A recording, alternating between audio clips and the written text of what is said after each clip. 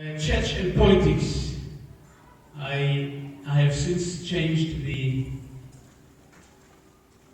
presentation into church and politics and posted it this morning, of course, on Facebook. Some of you may have seen it as well.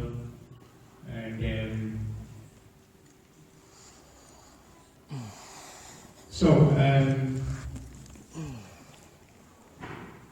what a week. What a week. Well, let me just say that I'm busy working on updating my book, and so I had to read it from page 1 to the last page, and so I must tell you that I feel so, embarrassed. I mean, I made so many mistakes in that book, and when I read it now, I just want to, there's something up to a black on carbon again. Just too many silly mistakes, and not just that, but also the perspective had not developed to what it is right now. So I'm reading some of the stuff and I'm thinking, I can't believe I said this, but I think it's fine. It's out there. We must. Somebody said when I was studying many years ago, he said, we are not called to model a product, a final product. In leadership, we are called to model a process. People must be able to see the different stages of growth in our lives. They must be able to say, wow, look at him when he was 20 years old. Look at him when he was 30 years old. Look at how stupid he was there. And that kind of thing. So I'm reading that book and I'm thinking, sure. But I'm working very hard. I want to release an updated version of that book on the 9th of April. I finished working on it yesterday. One of the stories that came out of that book, which I forgot about it, was about the grandson of Verwoerd, the architect of apartheid. His name is Willem Verwoerd. He was the member of the Brugge Bond, and then of course he later joined the ANC. That's why the ANC is called the Broad Church. The ANC, has people from the Nationalist Party, from the Brugge Bond, from everywhere. So the grandson of Verwoerd joined the ANC. And, and the AC was so proud to parade him around and show the world that even the grandson, that even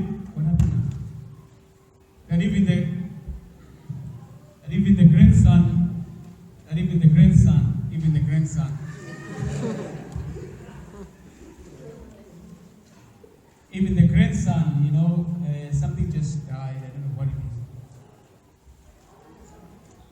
So that even the grandson of the architect of apartheid, they were parading him around the world. They were showing everybody, that we must be right in our ideas. If we could have on our side, the grandson of Verwoerd, then definitely. I mean, he did not join the PAC, did not join Azapo. He joined the ANC. So the ANC must be right. And even the grandson of Verwoerd is a member of the ANC. This young fellow, he wrote a book, and the title of the book was, called The Winds of My Change. Not the winds of change, but the winds of my change.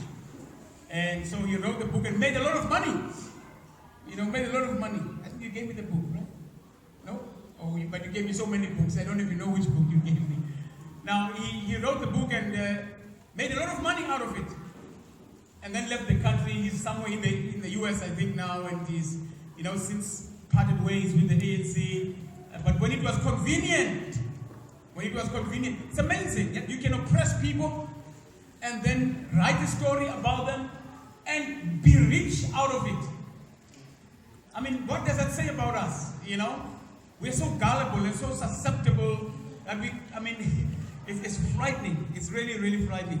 But one of the things that he said in that book, and I think it's a profound statement. One of the things he says when he makes his confession, he says, we have made Christians out of humans. And we must now make humans out of Christians. I thought to myself, that's quite a profound statement. I mean, I spent the better part of my life making Christians and proselytizing black people and converting a lot of black people. Converting a lot of black people into Christian spirituality. Because I did not know any better when I did that.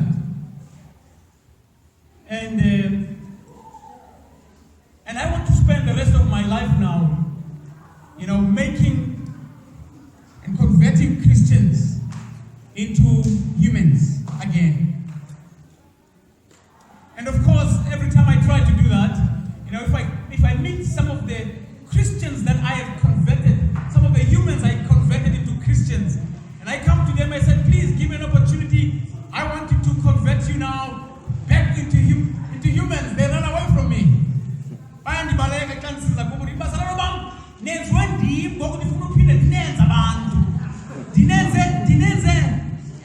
turned you into ghosts. I want to turn you back into humans, and they run away from me. A few of them are here now. A few of them are here. So now I think it's quite a profound. I mean, there's something about giving your life to Christian spirituality. It shuts you off, and you almost escape into a world that you imagine, and you detach yourself. I mean, we know stories of people who wrecked families, who turned their back on families because they became Christians. And you lose your ability to feel the pain of our people, because in your mind you tell yourself, I'm no longer part of this world. If somebody dies in your family, there are people who will not even bother to go to the funeral because you don't belong to the same church, or you don't subscribe to the same faith as I have. So it breaks my heart, that we can find ourselves in that space. In fact, there's a song, group yase 7 Days Adventist is in reality 7. They sing a song, and that song, it's quite a popular song. This world is not my home. I'm just passing through. When they sing that song, there's a part of it that they sing it in Zulu. And when they get to that place, man, they transform immediately. You can say they can imagine themselves in heaven already when they sing that song. Now, when black people think like that,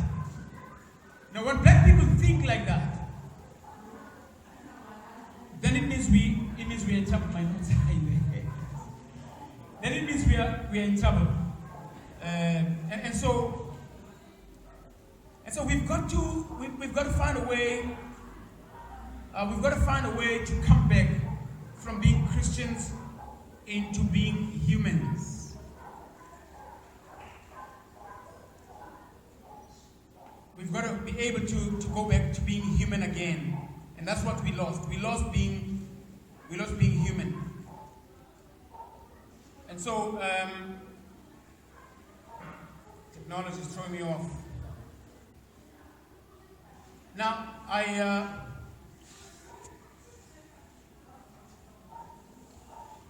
so I wrote this piece because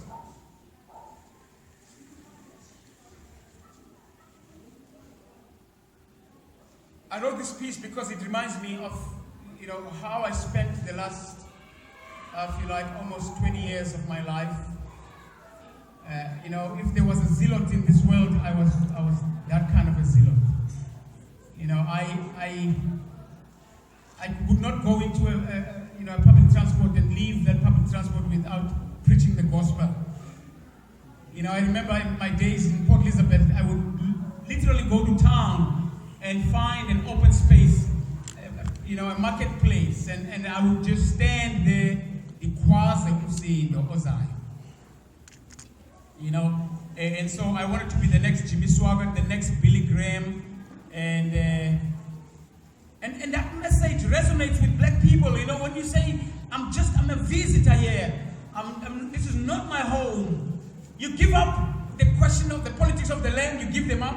The politics of, when you start saying, this is not my home, I'm just passing through, you can't talk about the land anymore.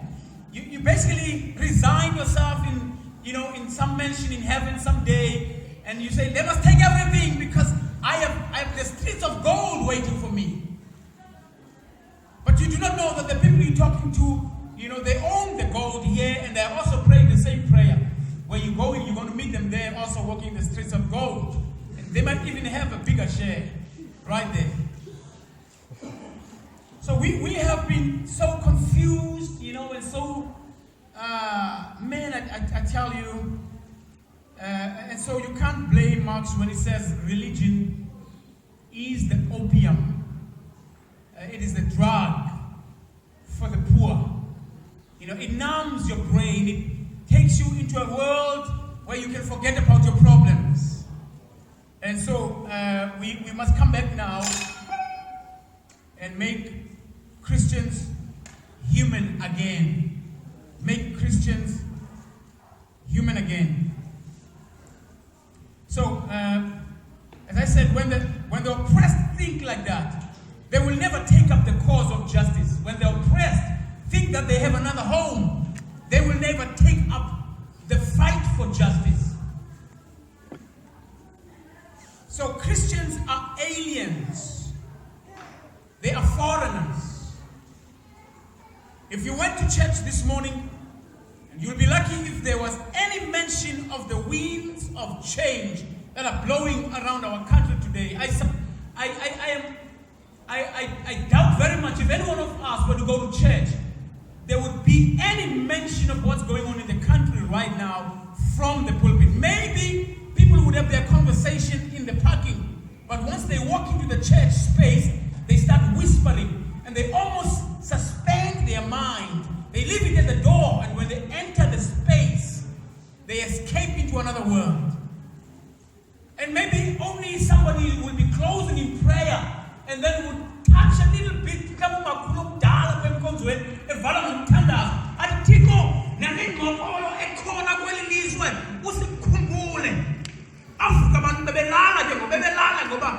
That's what people do. They sleep in the church. Then they wake up when this old woman is beginning to pray about the affairs of our country. And then everybody wakes up. And then the old lady says,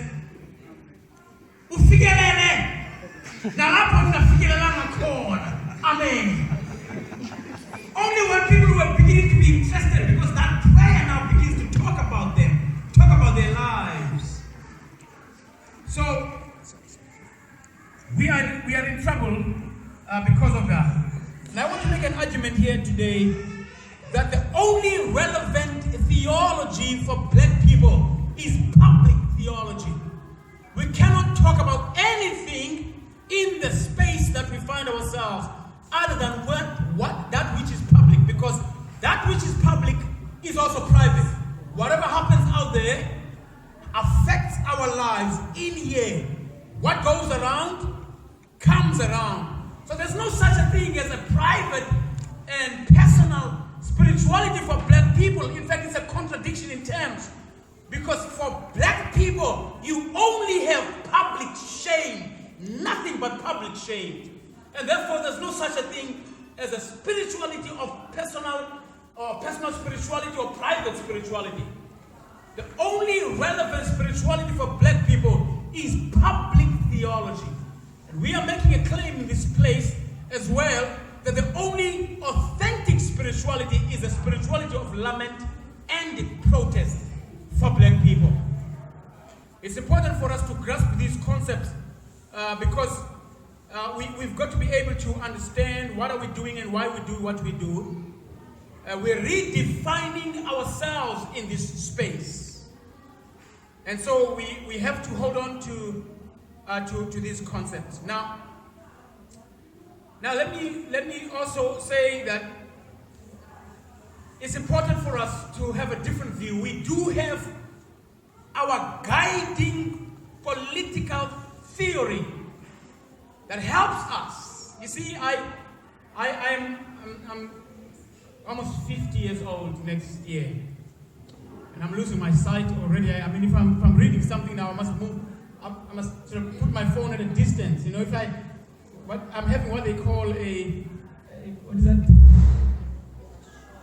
Long-sighted. I'm now long-sighted. If I bring my phone closer to my eyes, then everything is muddled up. You know, I can't see anything. So if you come too close to me, don't, you know, if I push you, you know, I want to get a view. I want to get a view of you, you know. I don't see anything that's that close. So we'll probably need spectacles very, very soon, right?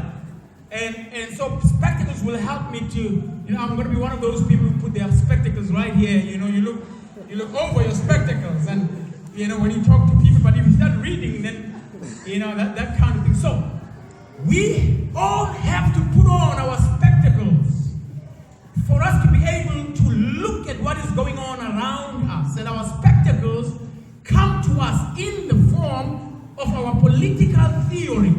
Our guiding political theory is black consciousness and Pan-Africanism. Outside of those two philosophies, we have no spectacles. We are going to see and view our world in the same way that white people see and view our world. Because we are not wearing our own spectacles. It's important for us to hear this. That's why I have no time for multiracial churches, because there is no such a thing as a multiracial church. We send our own children to multiracial schools, and we know why we do that. We do it simply so they can survive in an anti-black world, where they must learn as much tools to survive in a world dominated by white people. That's why we send them to multiracial schools. They assimilate for survival, not because they are equals in that space. There's no such a thing as a multiracial space in South Africa, including churches. Black people need to know that when a slave runs away, a slave does not run away with the master. A slave runs away by himself. If the master follows, you cannot call that freedom. A slave runs away into a space like this, into a Quilombo village, and if you wake up tomorrow, you look around and you find your master sitting in the Quilombo village, you must know that that's not the Quilombo village. You must kill the master in the Quilombo village. If you wake up tomorrow and the child of the master is there. In fact, I saw something interesting at UCT when PASMA was celebrating their first anniversary. There was a young white student there. I'm not sure if anybody noticed. And white people think they can just have dreads and that it qualifies them to be part of black spaces. It's crazy. I mean, they think that we are going to be impressed that they don't comb their hair, that they don't go to the salon anymore. Dreads that are wild. I mean, I could only see this white person from the back. And I'm thinking, man, this is really a bushy white person. I've never seen hair so sporadic, you know, dreads everywhere. But there was somebody in that space who was bold enough to say, how can we celebrate here in the presence of a white person? And of course, it was difficult for the master of ceremonies. You know, he tried to manage the situation with some diplomacy. You know, thank you, my Africa. You are welcome. Thank you for your concern. We all have our concerns here, and we're going to deal with these things. But before that stuff was dealt with, that white person had gone, long gone. I think he just disappeared before the issue was dealt with. So we are saying that there's no such a thing as a multiracial gathering of black and white people. You cannot consider that as a genuine and authentic place where people are meeting as equals. No, somebody is assimilating to somebody else's culture. We are saying, therefore, as we even analyze the affairs and what is going on in our country right now, we are saying that if we arrive at the conclusion, the same conclusion that white people arrive at, then something's wrong with our analysis. We are wearing a different kind of spectacles. If we're looking at something, we must see a different color to white people. We cannot arrive at the same conclusion as them. That there's something wrong with the spectacles we are wearing. I said somewhere in my notes that even if you dream white, you must interrupt yourself in your dream because there's something is wrong. You've got to run away from white influence as best as you can. We cannot share the same space. We cannot pray the same prayers. We cannot pray to the same God. We cannot read the Bible the same way. White people pray about peace. You know why? They do what we do before we eat. We give thanks. That's what it means. It means to white people to pray for peace. It is to give thanks. What you do before you eat, you say, I thank you for this food, bless it in my body. That's what it means to pray for peace. White people pray for peace so they can enjoy the ill-gotten privilege. They want a peaceful environment to be able to enjoy. So you disrupt the environment where there's no peace. They cannot enjoy what they have because there's no peace. We are not praying for peace. Slaves cannot be praying for peace. It does not make sense. How can a slave pray for peace? I mean, even when they talk about peaceful protest and peaceful this, what does that mean for slaves?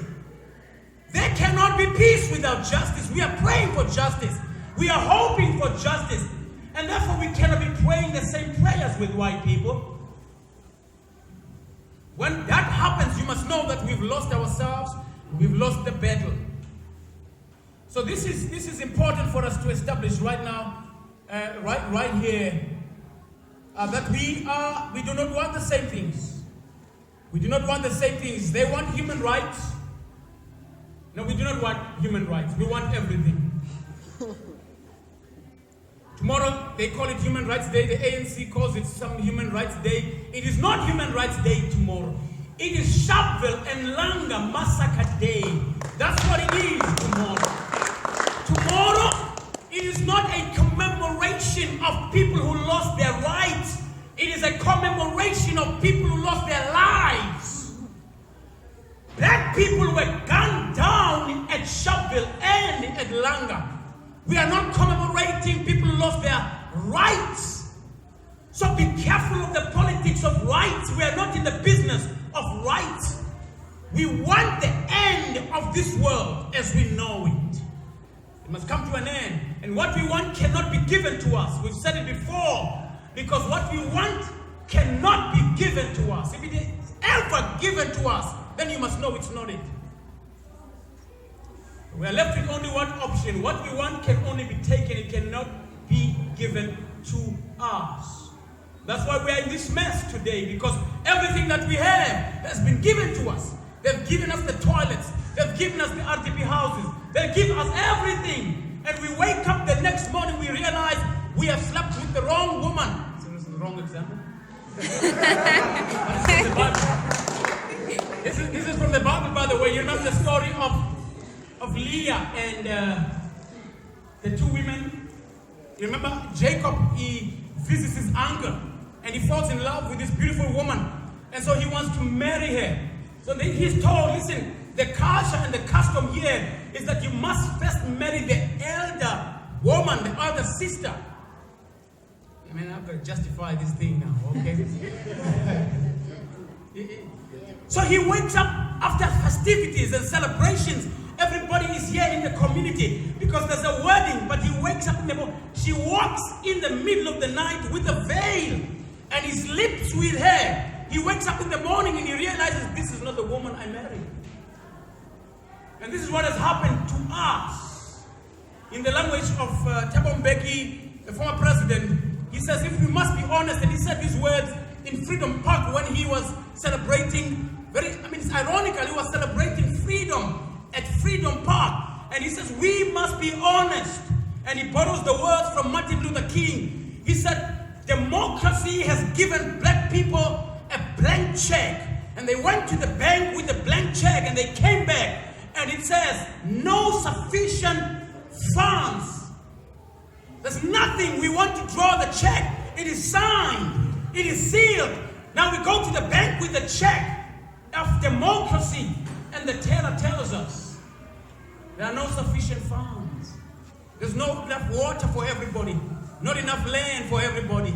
Not enough jobs for everybody. Not enough life for everybody. Some of us must die for others to live. So our politics must be right. Our perspective must be right. It's black consciousness and Pan-Africanism. Those are the spectacles that we wear. That gives us consistency. If you do not have that grounding, that political grounding, that theory, the tools of social critical analysis, you are going to be very inconsistent. Black people must get their politics right. And their politics must never escape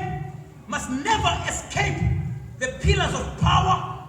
On the one hand, you've got white power and the preservation of white privilege. On the other hand, you've got black pain and the devastation that goes on in black society. That's the overall framework. You think you never lose that sight. You got to put your eyes right there. So now let's go back into this conversation that's going on in this country right now. And so it's important for us then to reflect on what is it that's happening. I'm not going to go into some of the stuff here because I really want to invite some thoughts and contributions from you.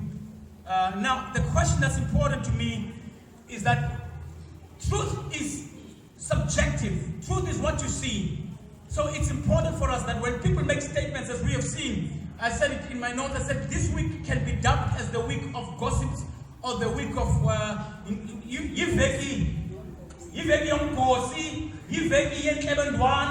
it's a week of all kinds of statements, and then everybody's making a statement, but statements apart from the context can be misleading as well. So we must do the hard work and pay attention to the context, what is going on in and around us. And so, are they telling the truth? Whose truth are they telling? Why are they telling the truth? And what are the motives? We must ask all of those questions. And then, of course, the important thing is for us to keep the bigger picture in mind. And I've tried to analyze this for myself. That the truth is that South Africa's center is not holding. That's the truth. We can accept now that South Africa as a country is in crisis. Of course, there's no argument there. But then, of course, we must keep our spectacles on when we make that statement. The question is, what is good for black people? What's good for Africa? We look and we enter that debate asking that question. We're looking for the interest of black people. We're looking for the interest of whatever is it that we are talking about. We keep in mind the interest of black people. Europeans have the interest of Europe at heart. There's nothing wrong with black people keeping the interest of black people and the interest of Africa first. That's important for us. And we don't have to be apologetic about that. We don't have to feel guilty about that. We must keep the interest of black people first in everything.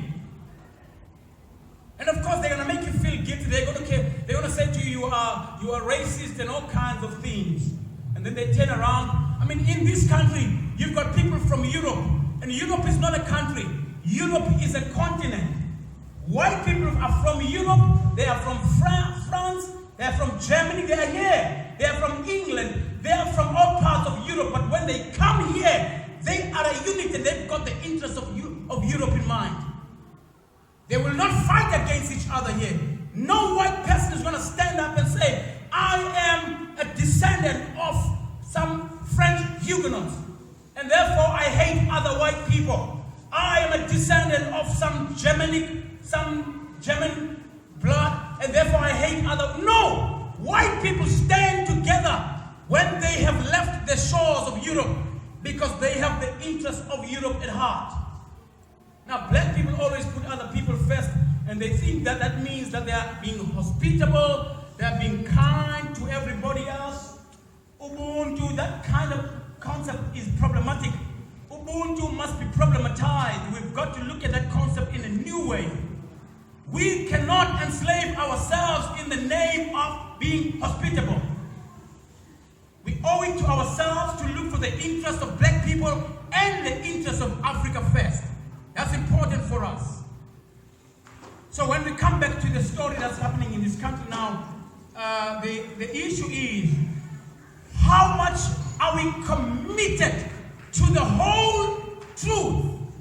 Because you can speak selective truth, and people can pat you on the shoulder while you do that. But can you tell the whole truth? That's the question. And what is the whole truth? We've got Guptas on the one hand, we've got Zuma on the other side, then we've got white people on the other side. So what is the whole truth? So what is the whole truth? Now, I ask this simple question, really. If Zuma goes and leaves office tomorrow, by the way, I mean, I wish he does, by the way. I mean, I want him and all of the ANC to disappear. I mean, that's really, I mean, that's just there's no issue for me there. You know, Zuma and all of his cronies, they must just go. They've caused us too much harm. They have betrayed black people. They have no interest of black people at heart. They are self-serving and selfish. And so they must go. But if they go, the question is, will racism end the next day? Will poverty end the next day? Will landlessness end the next day? The Guptas, I mean, they must go. I mean, I have no qualms. They must go and they must disappear. We don't want anybody who's coming here to exploit black people. They must go. But if they go tomorrow, will racism end? Will white supremacy disappear? The preservation of white privilege, what about that? Will landlessness end tomorrow? It seems to me that our problem does not lie with Zuma or the Guptas. And I'm on record, I'm saying let them disappear. But let's not be misguided. Let's not be diverted. Let us not be sidetracked. We must put our eyes squarely. We must look like a flint. Look at the damage caused by white power, the preservation of white privilege, white supremacy. That's the cancer that's eating away in this country. Nothing has ruined black people for the last almost 500 years like white people. Blackness diminishes in the presence of whiteness. I've said this before. You cannot breathe in the presence of whiteness.